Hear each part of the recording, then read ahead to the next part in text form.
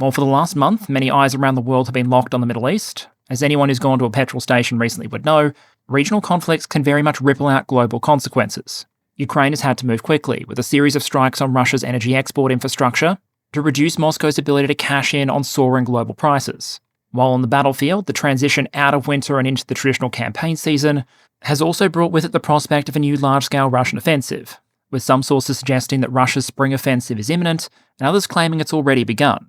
Now, generally speaking, if analysts are debating whether or not your offensive has gone in yet, that's usually not going to be an indicator that you've achieved a whole lot. But it's early days, and there's a long year ahead.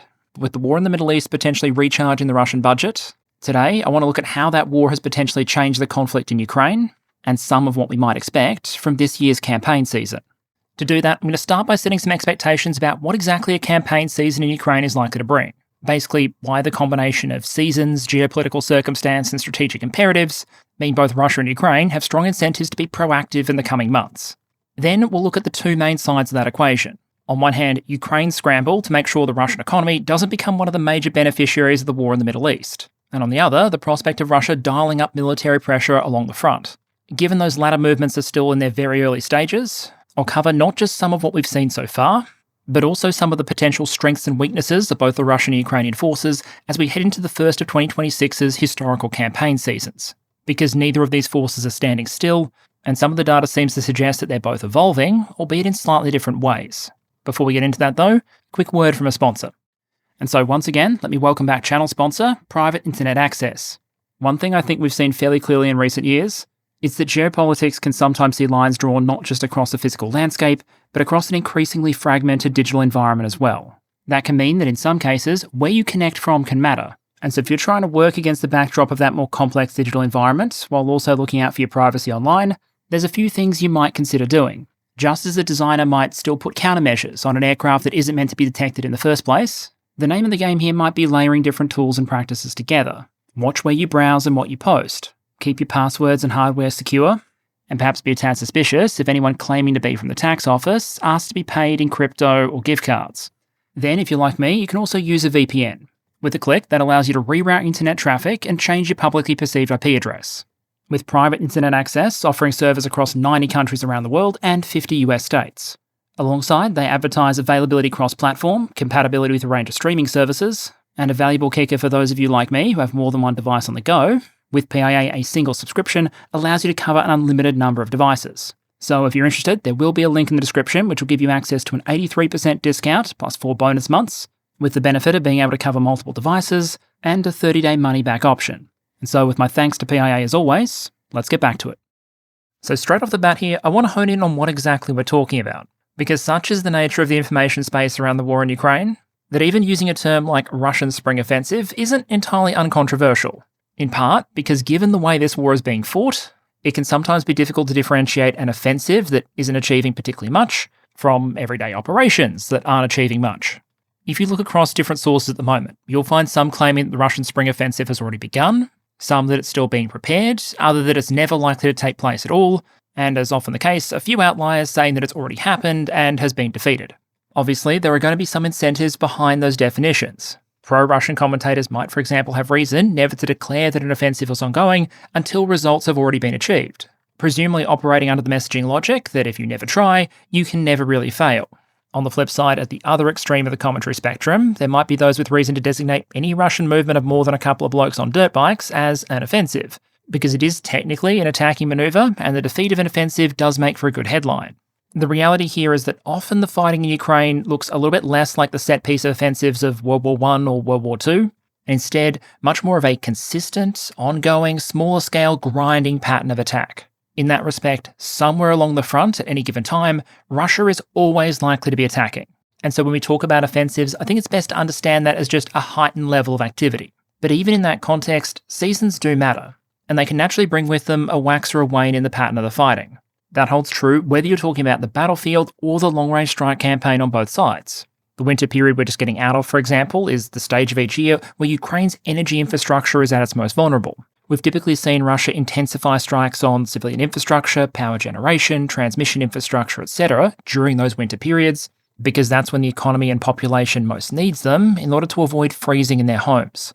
It's also a season where, unfortunately for the Ukrainians, some of their preferred countermeasures to Russian one-way attack drones going after their infrastructure might not be as effective. Bad weather can potentially keep things like drone hunting helicopters grounded, make it more difficult for air defense teams on the ground to visually identify targets, and even impact the operation of Ukraine's interceptor drones. Acquiring targets and piloting into them can be more difficult in the kind of bad weather you might encounter more often in winter. And in very cold temperatures, battery-powered drones can lose a degree of endurance, something the typically petrol-powered one-way attack drones like the Russian versions of the Shahed don't suffer from. Essentially, all else being equal, winter tends to make it easier for the long-range strike campaign, but harder for troops trying to attack on the front. There's less foliage for concealment, so spotting fighting positions or manoeuvring forces using drones is easier. You have a colder ambient environment being contrasted with things like humans and military vehicles that need to maintain a certain temperature in order to continue to function. So on a battlefield absolutely saturated with thermal sensors, the transparency and concealment problem can get even worse. And if, for example, attacking Russian troops do manage to infiltrate their way through Ukrainian lines, the first things they might want to do in their new positions is dig in, something which might be harder to do in hard frozen ground. There are still potentially some advantages for attacking forces compared to other parts of the year. It's harder to conceal defensive positions as well. Foggy conditions can provide a degree of concealment and protection from drone threats, as can something which shouldn't be entirely overlooked, the effect of colder temperatures on the battery life of a lot of those drone systems. Contrast that with Ukraine's traditional mud seasons, where things are even more difficult. It's still going to be miserable to be an infantryman trying to hold a forward position or launch an offensive maneuver, only now the ground has an almost quicksand-like quality to it. That can inhibit mobility, especially for wheeled vehicles. And if that ends up funneling attacks onto roads or areas with firmer ground, it can potentially make things even more predictable and hand a bit of an advantage to the defender. Although it's important to stress, the difficulties don't all go one way. Everyone's logistics, for example, are going to get more difficult if the ground is partly liquid. So on balance, the easiest time to attack traditionally in this part of the world is during the so-called campaign season that we're moving into now. Sure, the conditions being pleasant isn't always a good thing on an environment where the attacker's often going to want to have some sort of concealment from the weather against defending drones, but logistics are going to be comparatively workable, foliage is going to be available for concealment, the ground is usually going to be firm, and from a Russian perspective, if you are able to achieve something near the start of the campaign season around about April, then you might give Vladimir Putin something good to announce at the May 9 Victory Day parade. This seasonal pattern of Russian attacks isn't just theory crafting, it's something we see come through in the data. As you can see on the chart here, in both 2024 and 2025, assessed Russian territorial gains for the months October through March peaked in the month of November. In 2025, Russia was assessed to gain about 200 square kilometres of territory in March, compared to a high of 626 square kilometres in November. In 2025-2026, it was nearly 800 square kilometres in November, but only 152 in February and negative 27 in March. Other analysts who count differently still have the Russians going forward on net that month, and instead many of the Ukrainian moves just adjusting the size of the grey zone. But even if the exact numbers differ by source, you'd still expect to see seasonal patterns come through. As well as just the inevitable changing of the seasons, Russia arguably has a strategic imperative to launch more offensive actions. Russia's stated war goals, including a Ukrainian withdrawal from the Donbass, still significantly exceed the reality on the ground.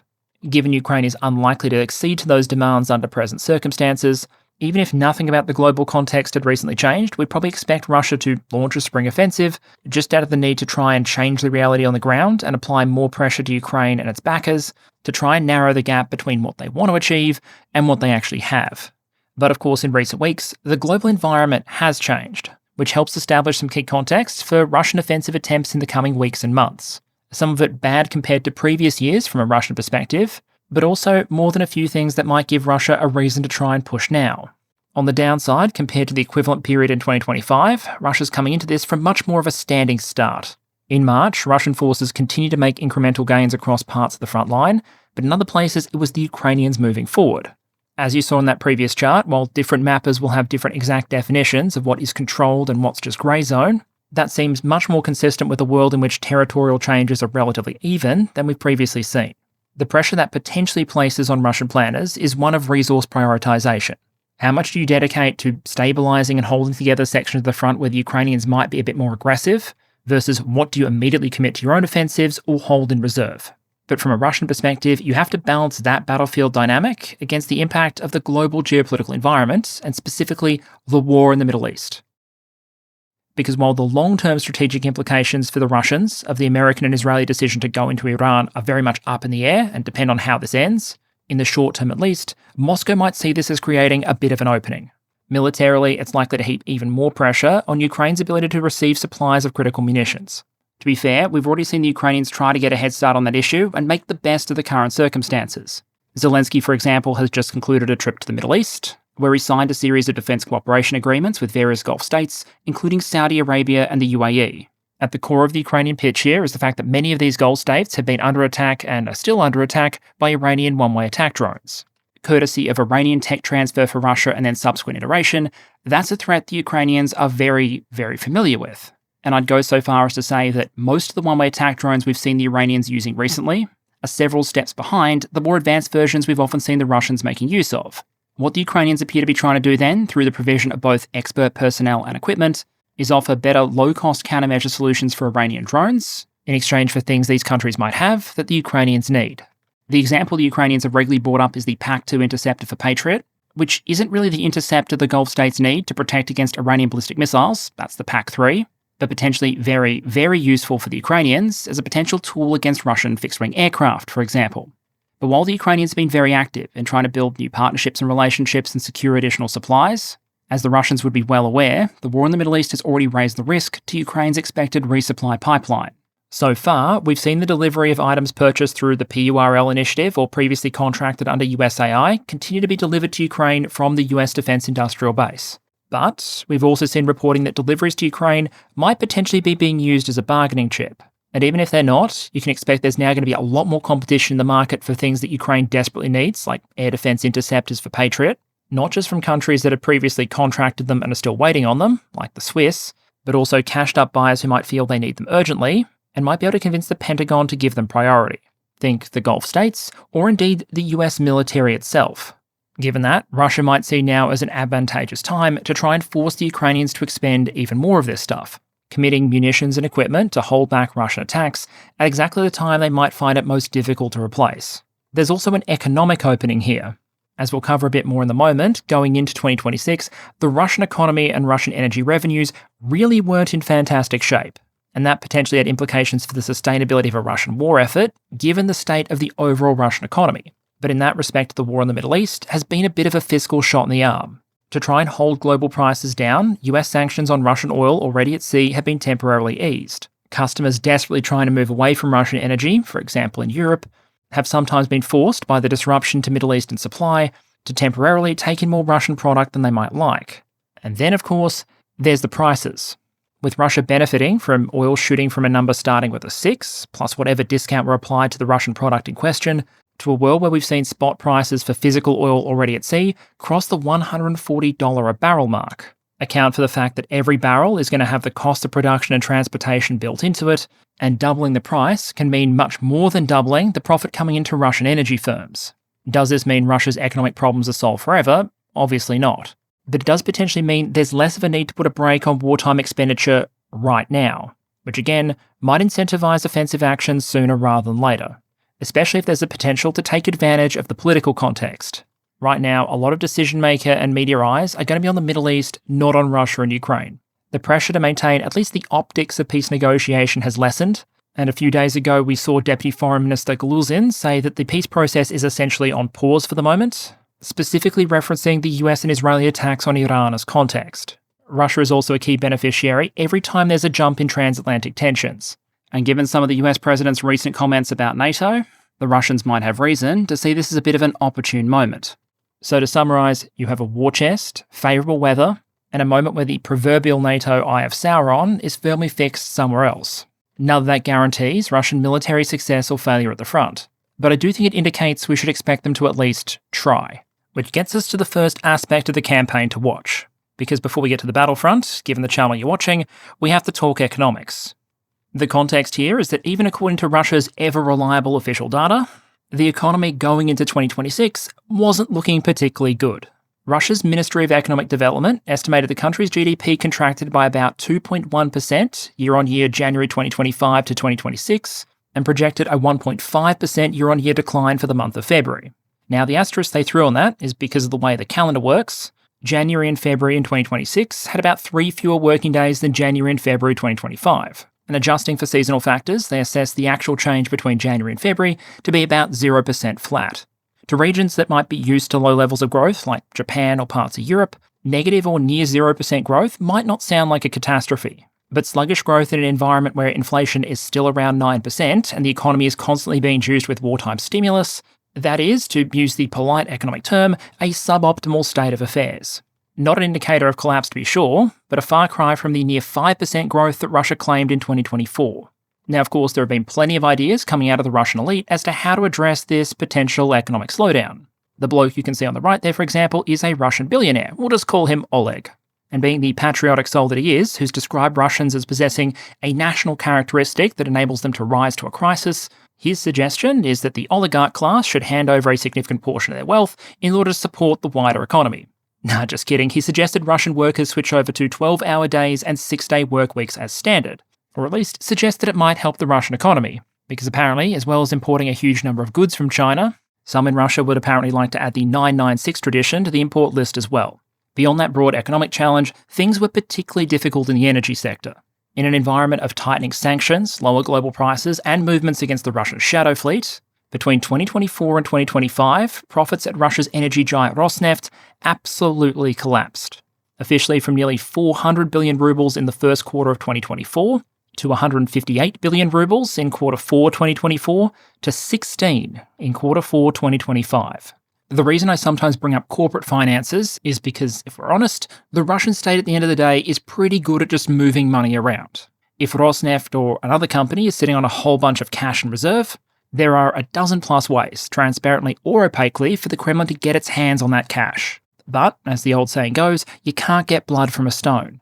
And so windfall profits for the Russian energy sector potentially means a windfall for the Russian government, which is where the war in the Middle East very much comes in. From a Russian perspective, the war has done two very useful things. One, it's just spiked prices on the global market, meaning that when Russia is able to sell a barrel, they're likely to get more for it. And because of the cost involved, the impact there very much isn't just linear. As a pure hypothetical, let's just say it cost Russia $40 a barrel to produce a barrel of crude and then transport it to India. At $50 a barrel, you'd be banking $10 profit per. At $100 a barrel, you're now making $60. Double the price, 6 times the profit. Which gets us to the other aspect in which the war with Iran has been extremely useful for Moscow. It hasn't just increased the price of Russian oil, it's made it easier for the country to sell it. Ostensibly to help hold down global prices by maximising supply, the US temporarily dropped some sanctions on Russian oil. That potentially put more than 100 million barrels of Russian oil already at sea, pretty much up for grabs in places like the Indian market. As you can imagine, from the Ukrainian perspective, this is a strategic problem. And as with so many strategic problems, the Ukrainian response has been to turn to a very familiar tool. The answer is always drones. But before we get to some of the targets we've seen hit, it's important to flag the months, even years of effort the Ukrainians have put in to get to the point of that potentially even being an option in the first place. Because before you can get to Russian energy infrastructure, you have to go through their air defense system first. This is the domain of Ukraine's long-term, drone-driven CAD-DAD effort, where, lacking a lot of the fancier tools we've seen the likes of Israel and the United States use in Iran, the Ukrainians have tried to break down perhaps the largest air defense system in the world using what they have. While the fog of war is always going to be thick, we do have plenty of evidence that the Ukrainians are able to threaten the Russian air defense system, and that the Russians know it. Both because we have the visual evidence of drones and other weapon systems being used to engage Russian air defense systems, and also because the Russians, like the Ukrainians, in some cases appear to have turned to passive defences. Think not just camouflage and concealment, but also the use of air defense system decoys. And so I just think it's worth noting whenever I bring up data on Ukrainian or Russian air defense system losses, a video of an apparent drone strike generally won't be counted, unless there's some sort of aftermath footage which shows the telltale signs that the target in question wasn't a decoy, like secondary detonations from the missiles cooking off. That caveat in place, what are some things we can say about the recent cadence here? If you're looking just at strikes we have geolocated footage for, then the average pace between December 2025 and March 2026, the average pace has been about 10 surface-to-air missile systems and 10 radar or electronic warfare systems per month. Of those, a disproportionate share, roughly 50%, have been in the Crimean shooting gallery, where the Russians have targets that are important enough that they need to be defended by air defense systems, but where geographic realities can make protecting those systems from Ukrainian attacks all the more difficult. From a Ukrainian perspective, there's going to be value in a Russian air defense system loss, basically no matter where it happens. Even if your goal is to get ammunition to St. Petersburg, for example, if you destroy something in Crimea, when the Russians go to replace that system, it has to be pulled from somewhere. And so the more attrition you inflict, the more you can potentially stretch the system. The question is, after months and months of effort, how bad potentially is the stretch? And without digging too deep, there are a couple of indicators we can look at there. One is using satellite imagery to try and track where we can actually see air defense systems and air defense installations. This is obviously never going to be anything like an exact exercise because you might not find particular launches or they may be actively concealed. You can have time differences between images being taken and other sources of error as well. But a general theme that does come through some of the analysis has been done is that parts of Russia now have significantly fewer visible systems than they did before the invasion of Ukraine, while others have had systems shifted towards them and their air defense infrastructure bulked out. Unsurprisingly, Moscow's near the top of that list, with the Russians doing things like building dozens of these, essentially flak towers, to create elevated positions for things like pantsir systems defending the Russian capital. The challenge there, of course, is that if defending the Russian capital is such a political priority, that might put pressure on system availability elsewhere. We also have anecdotal reports from the Russian side of the Russians being more focused on preserving their stocks of interceptor missiles and being a little bit more conservative with when they fire them off. That's not to say the Russians still don't have a lot of air defense interceptors in stock, but the point is more the Russians appear to be more conservative now about interceptor consumption than they were once upon a time.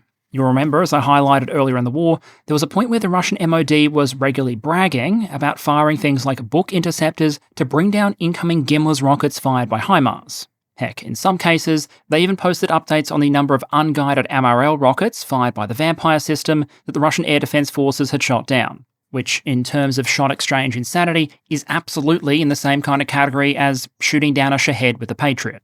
Now, sure, there are situations where that might make a degree of sense, but in an environment where the Ukrainians might be expected to receive thousands of Gimlis per year, it was a recipe to potentially burn through a whole bunch of interceptors the Russian air defense system might be wishing it still had now. A lot of this, though, is layers of anecdotes and conjecture, with I think perhaps the biggest piece of evidence the Ukrainians have done a reasonable job in starting to poke holes in the Russian air defense system, simply being the fact that even when it comes to very valuable targets, the Ukrainians seem to be slipping more drones and missiles through those gaps. Which gets us to these recent strikes. I want to focus on two of the most significant. These are the cities of Osluga and Primorsk on the Baltic Sea. As you can see on the map, these are much closer to the likes of Finland and Estonia than they are the border between Russia and Ukraine, and they both play a critical role in Russia's hydrocarbon economy. Not so much as refinery locations, although those are still being hit, but as key ports for Russian energy exports. And so what the Ukrainians appear to have done is pivoted more of their attacks in recent days and weeks, not just towards Russian production or refining, but their ability to export those hydrocarbon products in the first place. Because it doesn't really matter what the global market price for a commodity is if you can't get your commodities onto the market. This is an image of the port of Primorsk, for example, that was hit on the 23rd of March, which according to NASA's firm system was still burning sometime later, and at least 8 large storage tanks were visible in satellite images, having been destroyed or damaged. Meanwhile, the Russian regional authorities reported drone attacks on the port of Osluga on the 22nd of March, and then again on the 25th. The regional governor simply said that there had been some damage to the port after the Ukrainian drone strikes, with reporting indicated that operations at the terminal had to halt pretty much entirely on the 25th, after, among other things, drones reportedly damaged a railway unloading track used to transfer oil products from tank cars. Products like gasoline or fuel oil that might be great money spinners for the Russians in the current environment, with a Reuters report suggesting that unless the port could resume regular operations relatively quickly, some of those Russian refineries would have to cut production to more minimal levels and potentially shut units. Unfortunately for those refiners, the Ukrainians don't appear to have been keen on a grand reopening. As you can see on the right there, the Just Stop Oil campaign at Osluga continued on March 27th. Here's a pair of satellite images we saw published by the ISW, giving you a before and after of the terminal. And as you can see, there were obviously some thermally intensive renovation efforts over the course of that week. But the damage was obviously a long way from total, and it wasn't the end of the story, with follow-up attacks again reported by the Russian regional authorities on the 29th and 31st.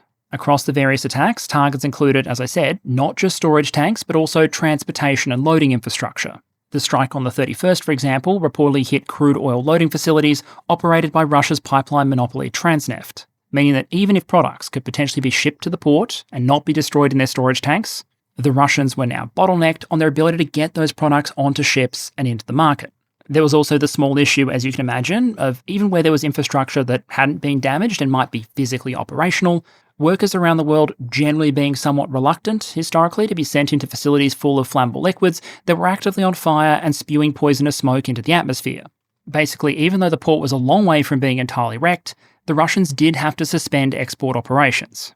And as we continue to get good BDA, not just from satellite images, but passing ships, the thing that stuck out to me wasn't so much the damage being done, it was the fact that Ukraine was able to repeat it almost day after day for more than a week.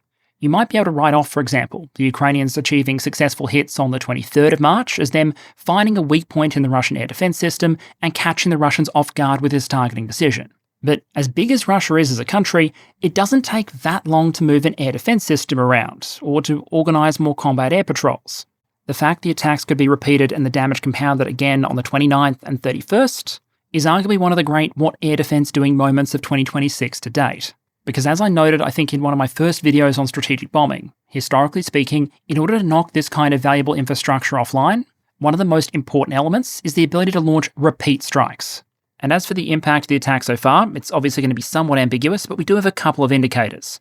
The data on the right there from Bloomberg shows the number of tankers loading up with Russian crude over the course of 3 sequential weeks, ending March 15th, 22nd and 29th respectively. For the first 2, before the strikes kicked off, the number was the same, 37 tankers a week. But for the week through March 29th, remembering not all the attacks had happened at that point, the number fell back by about 40% to 22. One of the main drivers there was the reduction in cargoes going out of the Pacific port of Kozmino, but the main driver was the near collapse of shipments out of those 2 Baltic ports. For the week to March 15th, they'd loaded 14 tankers, to March 22nd, 18, and for the 7 days to March 29th, a grand total of 6. The volume of oil on those tankers fell from 28.5 million barrels on the week to March 22nd to just over 16 for the week to March 29th. Meaning on a daily basis, Russian crude flows in that week slumped about 1.75 million barrels a day. To put that into perspective, Iranian exports are currently reported to be about 1.5 million barrels per day, all up, suggesting the Ukrainian attack so far might have squeezed Russian exports in the short term by roughly 1 Iran's worth. Unfortunately for us from an analytical perspective, identifying the damage and the fall-off in exports is arguably the easy part. Somewhat harder is determining how much those strikes will ultimately cost the Russians and how long-lasting the effect is likely to be. The Bloomberg estimate is that week of strikes cost Russia's oil revenue at least $1 billion, and some of the economic benefit might take a while to actually be felt, because as you can see on the chart here, the strikes correlated with a massive drop-off in the amount of crude oil that Russia was putting to sea. But with about 140 million barrels already at sea before all this happened, it's really only later, once that existing stock has been spoken for or run down, that a pinch in Russian export capacity would really start to fully impact buyer options. And how that potentially plays out really comes down to 3 main factors to watch. 1, what happens to the global oil price and the war in the Middle East? 2, how quickly is Russia potentially able to repair this infrastructure? And 3, are the Ukrainians planning, and will they be able to pull off, 1 or more potential return visits? That last question might be as much political as it is military. Zelensky has already said publicly that in the current environment, given global concerns around energy prices, Kyiv has faced pressure from unnamed countries abroad to basically back off any strikes on Russian energy infrastructure, because those countries might want Russian oil and gas to enter the market to hold the global prices down. The severe adverse air quality events around Ust-Luga and Primorsk probably give us a clue as to how Ukraine has responded to those requests so far, with Kyiv potentially taking the view that denying Russia windfall profits is worth more than potentially putting certain countries offside. But ultimately in this conflict, nothing is guaranteed. It's pretty clear that Russian oil and gas revenues will increase as a result of this price spike. All Ukraine can potentially do is try and mitigate the scale of that windfall. Hitting Ust-Luga and Primorsk was a promising step, but by itself, it's unlikely to be enough to fully compensate for the change in global pricing. And if the Ukrainians want to sustain that effect beyond the short term, we're going to need to see more strikes demonstrating this level of success. There's also a final note to add here. Before we get onto the battlefield side and Russia's potential coming offensive, it's important to stress that economically, the Ukrainians are also in a somewhat precarious position. On one hand, they've made it through another very cold winter, where stress on the power grid is often at its highest, and the consequences, especially for vulnerable members of the civilian population like the elderly, of losing things like heating, is potentially at its greatest. But that absolutely doesn't mean the country's energy sector is anything like out of the woods. The race to repair or add new generating capacity before next winter has already begun. And while power demands might come down as the weather improves, some Ukrainian power generating capacity is likely to go with it. A lot of Ukraine's power generation capacity at the moment, for example, comes from its remaining nuclear power plants. Partly, one hopes, because the Russian leadership understands that destroying a nuclear power plant in a neighbouring country is probably a bad idea for a very, very, very long list of reasons. But those plants need to go through maintenance cycles. And if you were a country used to very cold winters, when would you potentially schedule those shutdowns and maintenance activities? During the periods of better weather. And so even though Ukrainian electricity demand is coming down, we may also expect to see a reduction in power generating capacity as well. Not potentially helped, of course, by Ukraine potentially being cut off from some of its energy imports from Europe. The crux here is a bitter energy dispute between Kyiv and, to a limited extent, Slovakia, but mostly Orban's Hungary. Under ordinary circumstances, Hungary and Slovakia receive Russian oil through the Druzhba pipeline, which runs through Ukraine.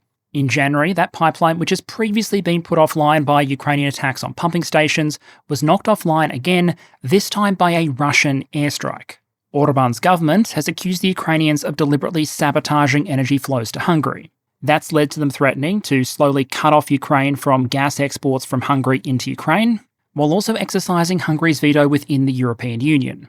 The target here has been the European Union's €90 billion loan package, so more than $100 billion US, that's meant to help sustain the Ukrainian state and war effort through 2026 and 2027.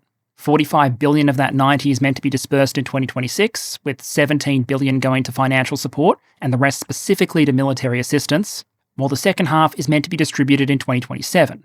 From a fiscal, economic and military perspective, there's really no way around it.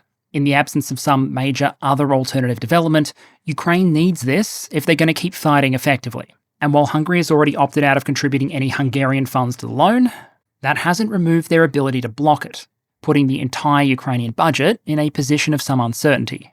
We have seen some attempts at stopgap measures, smaller funding disbursements being advanced by other countries or institutions. But realistically, the Ukrainians can't afford for the deadlock at the EU to go on forever. Which is why when you talk about things like Ukraine's long-range drone campaign, it's not as simple as saying they should just light up all of Russia's strategic targets.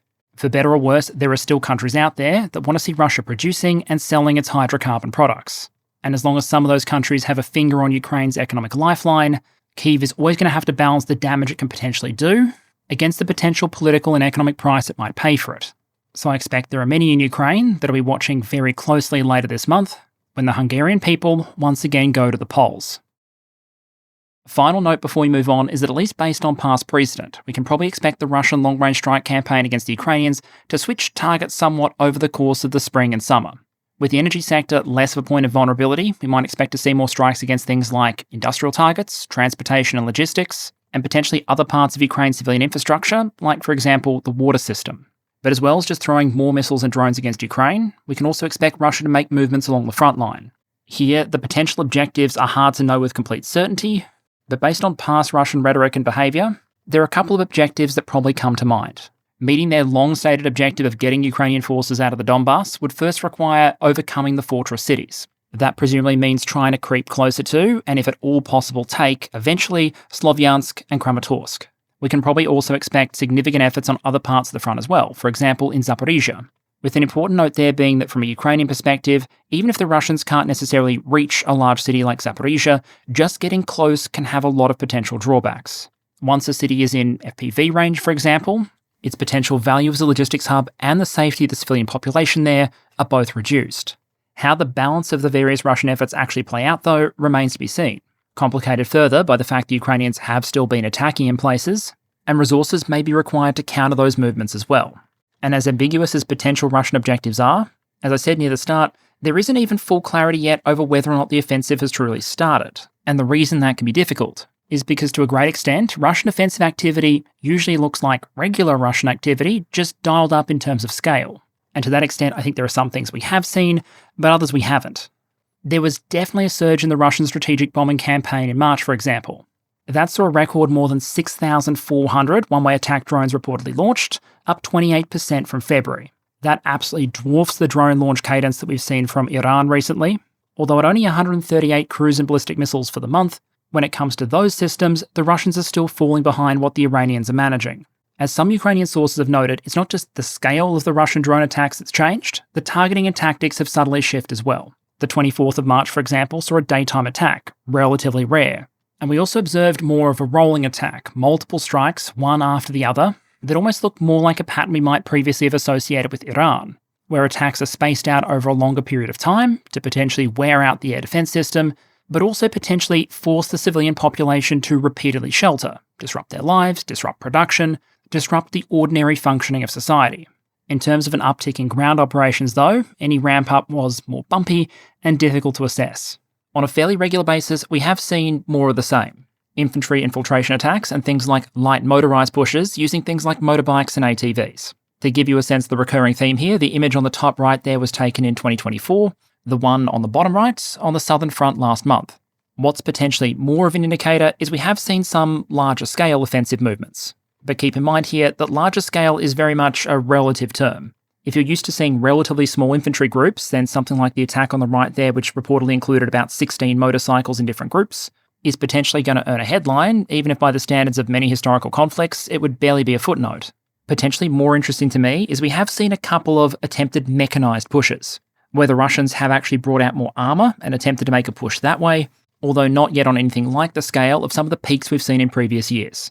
It's worth saying that in the past, we've sometimes seen a bit of an ebb and flow with those mechanised assaults at a local level. The availability of armour will be built up, or a new well-equipped unit will be rotated in.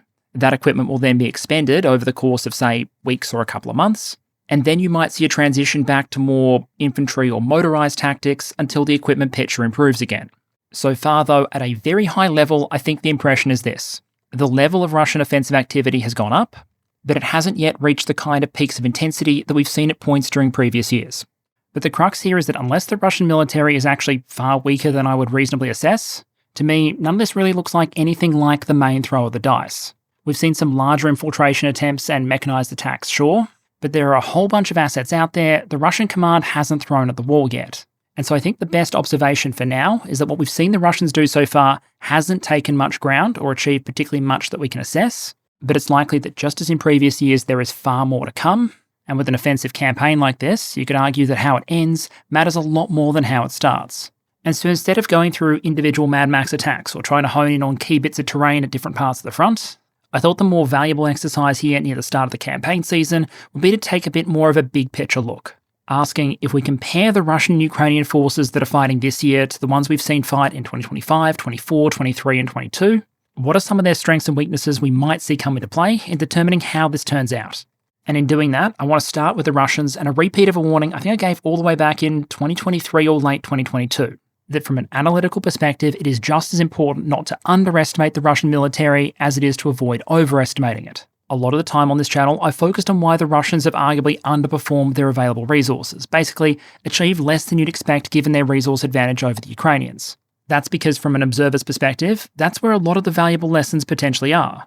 Whether it's identifying pitfalls and dangers like corruption, false reporting, or issues with tactics or individual pieces of equipment that other militaries would be well advised to avoid rather than having to learn the lesson the painful way the Russians have, or it might be the result of the Ukrainians doing something particularly innovative or effective that other countries might potentially want to learn from or emulate.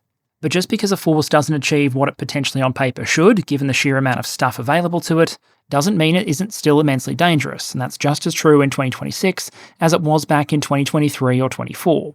Compared to the Ukrainians, the Russian forces still retain a mass advantage. Their personnel inflow rates are higher, and while their equipment reserves might be well depleted at this point, their domestic military production is still going to well exceed the Ukrainians in most equipment categories. They still have a significant advantage in fires, especially when it comes to things like TBMs and glide bombs, not just artillery shells, and they're obviously continuing working on trying to scale that threat up as well. Russia continues to try and scale up its production of one-way attack drones. Iskander is being produced in much larger numbers now than it was before the Russian invasion. And we've even seen signs of the Russians trying to be a bit creative in order to maximise the pressure when it comes to the missile threat. It was reported earlier this year, for example, that Russia had started using the RM-48U missile against Ukrainian ground targets. That's interesting because RM-48U is fired from the S-400 air defence system. RM-48U is originally a target missile intended to help train air defence system crews. Basically something the Russians could convert decommissioned surface-to-air missiles into in order to give them an ongoing military use. Now, the Russians appear to be pressing them into service as a ground attack weapon. From a Ukrainian perspective, this kind of thing isn't going to be as dangerous as an Iskander. It doesn't have the warhead, it wasn't built specifically for that purpose. But it gives Russia the flexibility to use its S-300s or S-400s as ground attack systems, and increases the number of complex missile threats the Ukrainians aren't really well equipped to intercept at scale. And most air defense systems aren't going to be able to engage this type of target, and the things that might are usually going to be the kind of stuff where Ukraine is facing a significant supply squeeze. There's also the ongoing question of the balance of mass on the ground. And while the Ukrainians have likely done a fairly good job of increasing the Russian casualty rate, we have seen the Russians trying various things to potentially compensate at least to an extent. Russian universities, for example, are reportedly encouraging students to sign up for the Russian drone forces, while in the Ryazan region, the governor has reportedly ordered firms in the region to shortlist employee candidates for service with the military, with businesses of at least 150 employees, for example, being required to identify at least 2 candidates each, with the number increasing as the number of employees do. Now, I imagine employee performance conversations might have a bit of a different dynamic to them. If the boss has the option not just of holding back your pay rise for the year, but also tapping you on the shoulder for a potential transfer to the Donbass. But the point is, even if recruiting in Russia has become harder, average ages have increased and the quality of recruits may have gone down, they continue to be creative and persistent in their recruitment efforts, and able to leverage a larger population to bring more troops into uniform than the Ukrainians can. That's helped contribute to the fact that in some cases, the Russians have been better at regenerating or rotating units than the Ukrainians have. As Rusi noted back in 2025, rotation is often a key point of tactical vulnerability on the Ukrainian battlefield. Not just do you potentially expose troops while they're moving, but, quote, when rotation is poorly managed, it can enable Russian troops to get into fighting positions. In several cases, rotation allowed the flanks of neighbouring units to be turned, forcing the withdrawal of the line, end quote. The Russian approach to this problem, which the Ukrainians have now mirrored to some extent with the adoption of the core system, was to largely fix higher echelon formations, their divisions and their combined armies, to particular axes. That means you're potentially going to have commanders at the regimental, divisional, and army level who are very familiar with the geography on a given area of the front, and then for rotation purposes, the regiments might cycle through their individual battalions. When one battalion is sufficiently chewed up or exhausted, it's rotated back and replaced with another one. Now, obviously that system isn't perfect, but it's worth noting the Ukrainians arguably moved closer to that kind of approach over time. And while it may not keep Russian casualties low, it does help explain part of why the Russian military has often been able to maintain this constant cadence of local attacks, even as unit after unit is losing combat effectiveness in the process. It also needs to be stressed that Russian drone production and tactics have come a long, long way. And especially when you're talking about specialist formations, Rubicon almost always comes to mind. You won't find many Ukrainian commentators to argue against the suggestion that these guys are very, very dangerous. That's manifested in a variety of ways, but to illustrate, I want to focus on just one that I can establish with the data, and namely that Russian drone operators appear to have gotten very, very good at hunting relatively short-range Ukrainian artillery pieces. Especially in recent months, we have seen a lot of Ukrainian short-range artillery pop up in the lost data. From memory, it's about 66 Ukrainian self-propelled guns of various types visually confirmed damaged, destroyed, or abandoned over the course of 2026 to date, so a rate of roughly 20 per month. I have 3 of the most recent SPG hits thrown on the right there, and you can see a relatively common but not universal theme. The weapon in question is often an SPG, and while the platform in question is usually in some sort of covered position, the netting isn't enough to stop a highly manoeuvrable FPV maneuvering in and making a hit. The fact that a lot of these hits appear to be with Russian FPVs or shorter range loitering munitions touches on a point I want to make about the threat picture in Ukraine. We often talk about the Russians and Ukrainians maintaining a drone kill zone, basically an area that is drone saturated and where it's very difficult to move and operate. It's generally understood that over time, that kill zone has been extending further and further out, not just as techniques and tactics improve, but as the capabilities of drones do as well. And so you might hear statements suggesting that earlier in the war, the kill zone might only have extended a couple of kilometres for small UAS, but now it might stretch out 40, 50, arguably even beyond. But the point I want to make is the threat isn't evenly distributed across the entire zone. There are a lot more drones capable of flying relatively short missions than there are ranging out to 50 kilometres.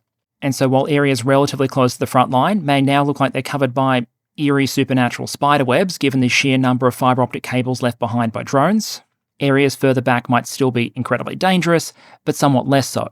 And I think that phenomenon might be one piece of the puzzle to help explain why the Russians appear to be more successful targeting certain Ukrainian platforms as compared to other ones. Through the first 3 months of 2026, a significant chunk of Russian hits on Ukrainian artillery have been on various versions of this system here, the old Soviet 122mm 2S1. Now, from memory, I first talked about concerns around the potential vulnerability of systems like this years ago, and it popping up relatively often in Russian drone footage is far from a new phenomenon. Indeed, as the data seems to suggest, it pops up disproportionately often. What you can see here is a chart I've quickly thrown together for three subsets of the Ukrainian self-propelled gun force. Systems firing Soviet 122mm, 152mm, and NATO origin 155mm systems. The two green bars are different estimates for what percentage of the Ukrainian artillery force these units made up in 2024. The light green comes from Military Balance 2024, while the dark green is a very rough estimate based on visually confirmed losses, believed resupply, and estimated pre-war inventory. Neither of those are guaranteed to be correct, but as you can see, they spit out relatively similar percentages. By the end of 2024, NATO origin systems were the most common in Ukrainian service, followed by 152 and then 122mm SPGs. If all else was unrealistically equal, and all these systems were equivalent to each other and used in the same way, etc., you might expect the frequency of losses of these systems to match the percentage they made up in the overall force. To use a tank example, if your force was 50% Leopards and 25% Abrams, you probably shouldn't be surprised if the opponent destroys more Leopards than Abrams, because there are more of them out there to hit. What we see with the red bar, though, is despite being potentially the rarest guns in the force, through 2024, the old Soviet 122s made up a strict majority of all visually confirmed Ukrainian SPG losses. Soviet 152mm systems popped up less than half what you might expect. One theory there being that ammunition shortages might have limited their use. NATO 155mm systems were likewise underrepresented overall, while the 2S1s were destroyed at more than twice the rate you might expect. And if you jump forward to 2026, despite there not being any reported large-scale resupply of 2S1s into the Ukrainian armed forces, the percentage of visually confirmed losses they made up between these three systems categories actually increased even further. Now, there's obviously a lot that could potentially be going on here. The inventory estimates could be wrong, the visually confirmed data could not be representative, but another potential issue is how the guns are and potentially have to be used. As we first discussed on the channel years ago, as the range and lethality of small UAS and loitering munitions continued to improve and they developed and grew as a counter-battery weapon, the systems that were potentially in the most danger were those that needed to get closest to the front line. Ukraine has absolutely bullied Russia's supply of TOS-1A thermobaric rocket launchers, for example, because with a range in one version of about 8 kilometers, in order to do anything, they have to get well inside the drone kill envelope. And so my suspicion is that based on the data, the Russians are comparatively more effective at hunting down shorter range systems like the 2S1 that have a more dangerous battlefield role and can't take the same refuge in distance that something like a 2S22 or PZH-2000 potentially can. The concern from a Ukrainian perspective might be that especially as Russian fibre optic FPVs continue to evolve, whether they become better at hitting systems that might be further back and more mobile as well, not just the poor old Cold War era 2S1s with their papier-mâché armour. On the flip side, there's a range of issues both old and new that might serve as a bit of a lead weight on Russian offensive efforts. A big one is communications, with the loss first of Starlink and increasingly of the popular messaging app Telegram as well. In many places, the loss of Starlink has forced the Russian military to try and pursue workarounds. A lot of them are at least somewhat workable, but if they were better than Starlink, then Starlink probably wouldn't have been used in the first place. An extreme example here might be a unit having to send a high-definition video by courier and USB stick rather than simply being able to upload it online. But more often than not, we've seen Russian forces try and hold the network connectivity picture together. Where possible, fibre optic cable will be laid to maintain connection, but the closer you get to the front, the more difficult that can become. Closer to the forward edge, you might see other approaches employed instead. Wi-Fi bridges are one technique we've seen used, but as you can see on the right there, they come with a couple of drawbacks. If you're going to set up the chain of infrastructure necessary, someone has to do it, as you can see with the Russian on the top right there, who appears to have climbed to a high location in order to set up the network equipment, only to be discovered by a drone. And on the bottom right, you can see something we've seen a bit more of lately, which is the Ukrainian drone being used to attack the network infrastructure directly. Essentially, the challenge with the Wi-Fi bridge technique is you need the bridge to be entirely intact. Whereas previously a forward position might be able to set up a Starlink terminal and connect from almost anywhere, in this system, any break in the connection between the forward position and the rear cuts off all the positions further along from that break. Anecdotally, some Ukrainian sources claim the impact of losing Starlink was more significant on certain Russian capabilities than others. Not paralysing, but more of an inconvenience when it came to things like general communication, but significant in helping to slow down the development of Russian mid-range strike capabilities that were increasingly leveraging Starlink, or things like UGV operation, where Starlink is often seen as an easy option. As we said in the Starlink shutdown episode, none of this is to say that Russian military communications are likely to break down. but they have been forced in many cases to take a step backwards. And in an environment that prizes connectivity so highly, there's really no fast or easy way around that being a potential issue. Even where connectivity is in place, the Russian military, anecdotally and publicly, still suffers from false reporting issues. Russian commentators continue to note that in both commanders' reports and the official maps we see shown off by the Russian General Staff, for example, it's often claimed that Russian forces have moved further and secured more territory than they actually have. That can complicate planning, create confusion, and sometimes anecdotally complicate the process for allocating fires. Because how do you explain to the VKS that Sergeant Pasepsky and his crew have absolutely captured that village over there, but you'd like them to go up and flatten it with glide bombs anyway? Some issues are more mechanical or resource-based, as you'll see when we look at some Russian reserve facilities in the future. But I'd suggest perhaps the most significant disadvantage the Russian military faces going into this campaign season is just the sheer difficulty of the military task before it. This is a battle that, even more than some that have come before it, consistently hands a significant advantage to the defender. Unless rotating or resupplying, the defender doesn't have to leave their cover and concealment. The attacker does. The defender isn't the one that has to push through minefields and obstacles. The attacker does. And so ultimately one of the key issues that makes all of this potentially so difficult for the Russians is the Ukrainians. Because just as the Strait of Hormuz might hypothetically be open if only the Iranians would stop shooting at ships, Ukrainian territory is absolutely there for the taking, if not for the Ukrainians defending it. An obvious demonstration of that phenomenon is that when the Ukrainians go on the attack, their casualties and losses tend to spike as well. The Ukrainian visually confirmed equipment losses spiked during things like their southern offensive, the movement into Kursk, and we've recently seen in some smaller scale Ukrainian offensive movements that those can very much go wrong as well. If you can't suppress defending drone operators, for example, using your own drones and conventional fires, then the risk of any movement is going to be high. Because while the Ukrainian force tends to employ different techniques on the attack, they still have to face very similar, very difficult tactical problems in order to do so. As for some of the strengths of that Ukrainian force going into the campaign season, I'm sure you'll be absolutely shocked to hear that evolutions in drone warfare capability deserve a mention. At a tactical level, as morbid as it sounds, a lot of Ukrainian focus has been on maximising Russian manpower losses. We might come back to that issue and the quantities there more in the future, but for today's episode, I think other areas of innovation are potentially more relevant. For example, we have evidence the Ukrainians have continued to scale the use of unmanned systems to lay mines, both UAS and UGVs. One recent claim, for example, was that Ukrainian drones are precision laying about twice as many landmines as they were in the equivalent period of 2025. Think drones going out, often at night, and laying mines along potential attack approaches. The frustration here for an attacker is twofold. On one hand, it's much harder to detect and stop a mine-laying drone than it might be a human or heavy engineering vehicle doing it. And on the other hand, because these drones can fly, and it's difficult to determine what they might be out there doing, it's entirely possible for an approach to be inspected or cleared of mines first, identified as safe, only for the Tour de Donbass assault team to roll in, and perhaps get a bit more air during the process than intended. As I mentioned, this is one area where UGVs are potentially quite useful, and I wouldn't be surprised if we see UGVs used in various roles: logistics, mine laying, and even some direct combat roles in greater quantities in 2026 than we did in 2025 or 24. It's worth noting Russia does have extensive remote mining capabilities as well, not just in the form of drones, as the Ukrainians do, but also dedicated mine-laying vehicles. One of their most recent such vehicles, a 50-barreled system introduced in 2020, can basically rocket deploy a minefield out to a range of about 15 kilometers. But the reason I mention this problem more in the Ukrainian section, as much as the Russians can use it to problematize Ukrainian supply routes, they're the ones on the attack who have to push through the minefields. Beyond the immediate front lines, we've seen the Ukrainians, like the Russians, put a lot of focus on interdiction. Drones going after things like troops attempting rotation, or attempts to bring supplies up to frontline positions.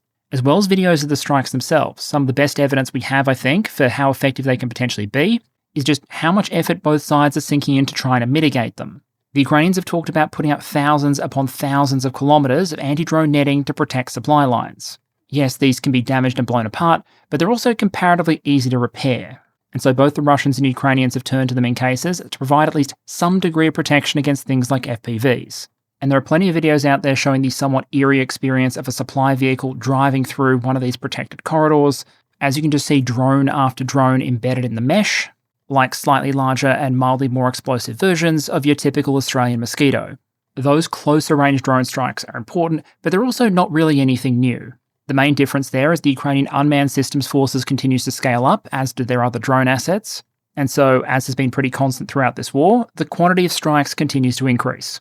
Where things have been developing a bit more is the strikes we're seeing further and further away from the front line. Sometimes these are targets at depth that might pose a threat to Ukrainian frontline units. On the right there, for example, you can see a recent documented strike against 3 Russian 300mm MRLs in Crimea. And while drone going after rocket artillery system is hardly a new story in the war in Ukraine, having something that might have a 90 to 120 kilometre firing range depending on the version, and as a result is unlikely to be parked anywhere near a frontline trench, that might be evidence of a system that's capable of identifying small targets and striking them at distance. But perhaps the biggest capability step change, and one we very much flag coming, is the step up in the quantity and quality of Ukraine's interceptor drones. From a systems category that was essentially a niche afterthought not that long ago, Ukraine's interceptor inventory has grown to the point where it was claimed that during the recent Russian large-scale drone attacks, 70% of the Shahed-type drones intercepted were hit by interceptor drones. That has implications for air defence at the strategic level, force protection at the tactical and operational level, because these things can also be used against reconnaissance drones or loitering munitions. And recently, we've started to see examples of them being used against other types of aerial targets as well. On the 20th of March, for example, we had footage of an FPV being used to bring down a Russian Kamov-52 attack helicopter. I'll throw some of the footage that YouTube won't mind too much up here, so as you can see, this specific engagement appears to have had the characteristics of a kind of aerial ambush. The FPV gets into the flight path of the helicopter with predictable results.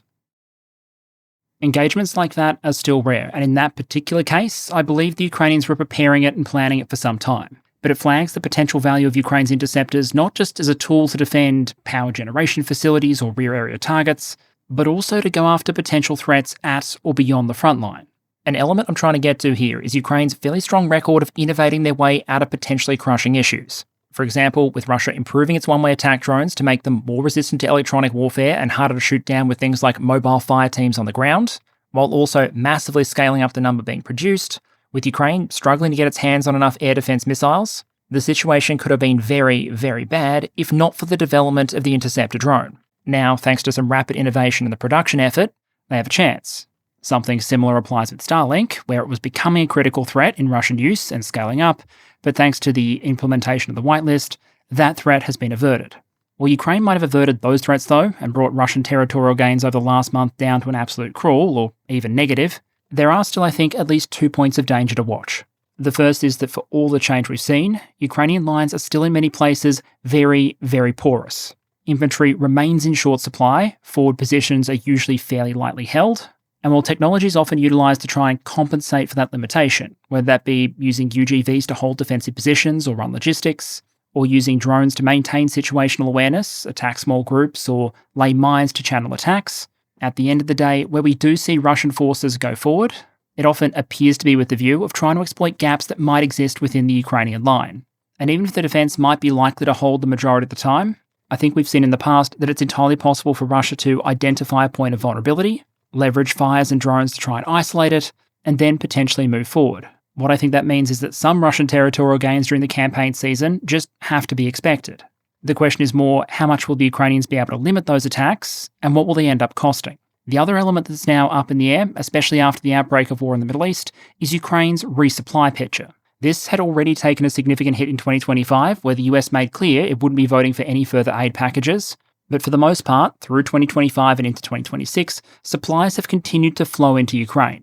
Some of that is coming from European manufacturers, other parts purchased from the international market, and a smaller but still very important chunk is coming from the United States. That generally follows two streams. Goods that are being purchased post-2025, where basically European or other supporting nations could put up money for Ukraine to purchase weapon systems from the Americans, or it's the ongoing delivery of USAI orders that were placed prior to the beginning of the Trump presidency. Basically, stuff that the US government paid to be ordered from industry for Ukrainian use between 2022 and 2025, but had to be manufactured and so is only being delivered many years later. As you can see on the chart from CSIS estimates, USAI monthly deliveries this year are actually meant to be higher than during parts of 2025. That's just a product of where the delivery timelines fell. The danger now, though, is whether or not the war in the Middle East changes the equation. Ukraine was already struggling, for example, to obtain a sufficient supply of high-end air defense interceptors, especially missiles for the American Patriot system. Now, though, one imagines Ukraine's competition for those critical munitions is going to get even tighter. The Gulf states are probably going to want to refill their magazines, and so too might the US military. Meaning danger one, even that if Ukraine gets sufficient funding, there are no missiles available to buy. And two, While reportedly it hasn't happened yet, it is possible the US administration will decide to divert munitions and equipment that were originally slated to go to Ukraine for other purposes instead. Most likely in that scenario to meet US military needs themselves. We have reportedly seen this happen at least one time before, with the diversion of APKWS guided rockets that were meant to go to Ukraine to shoot down things like Shahed, instead being diverted to meet US needs until further supplies could be made available later. There's more detail we could go into here to break down the exact numbers, but the high-end concern would be something like this. Even if Russia's war economy is under strain, and a lot of its stockpiles are significantly depleted, Ukraine is still highly reliant on its allies and partners to meet a lot of its military equipment needs. There's stuff it can manufacture in significant quantities at home or in joint ventures abroad, but for the moment there is no Ukrainian PAC-3 equivalent. So if fighting continues through 2026, resupply concerns are likely to be fairly front of mind for many Ukrainian and allied planners. And in the interest of time, perhaps we'll pick up that thread in greater detail in the future. And closing then, where does that potentially leave us going into spring, and what has the war in the Middle East changed? In the short term at least, the latter question's probably the easier one to answer. The war might have given Ukraine the opportunity to build new relationships in the Middle East and export some of its defence technology and know-how, but it's hard to avoid the conclusion that for every month that passes where global energy prices creep further and further to catching up to the Artemis rocket, the economic shot in the arm for the Russian war effort is likely to compound. What Ukraine can do, and has done to some extent so far, is try and minimise the damage. Shut in as much Russian output as possible in order to minimise their access to the export returns on offer. Realistically though, there are likely limits. Russia will be able to sell oil and gas, and it'll be able to do so at higher prices. That might potentially lead to some in Moscow concluding that now they have more of an economic, political and military window to try and apply pressure while market conditions are right and world attention is elsewhere. What isn't clear though is whether the Russian military itself has the strength and capability to capitalise on that environment. As far as we can see, Russian offensive action is still in its relatively early stages. And while the accomplishments of those attacks so far have mostly been minimal, other than to power the points acquisition strategy of many Ukrainian drone units, I think complacency about the situation would be incredibly dangerous. A lot is going to hinge on factors from Ukraine's ability to defend its lines despite infantry availability remaining a problem, to how they resolve the munitions and supply picture in an environment where global competition for a lot of weapon systems just increased, and the main financial device intended to pay for a lot of it continues to be under a veto. Over the last couple of months, Ukraine has generally been very effective in holding back Russian attacks and launching some counterpunches of its own. But how much that changes as the campaign season heats up, only time will tell. And alright, channel update to close out. First things first, normally this week would be one where a special April Fool's episode goes up, covering a bit more of a lighthearted topic, but frankly, given the pace of global developments recently, I thought it was important to go back to Ukraine this week. I probably want to cover a few more topical issues in the next week or two, and then at some point in the future, with appropriate warning, I might bring that somewhat more lighthearted episode back in. To that extent though, there will be a poll going up for patrons soon, which is connected to that video, but please don't leak the gag to the general channel just yet. In other news, I'm still in recovery but getting better, and so we should be able to stay on a regular video schedule for now, while I've also just restarted content over on Peru Gaming as well. Other than that, thank you very much all of you for your ongoing engagement and support, especially over the last couple of weeks, and with any luck, I do hope to see you once again next week.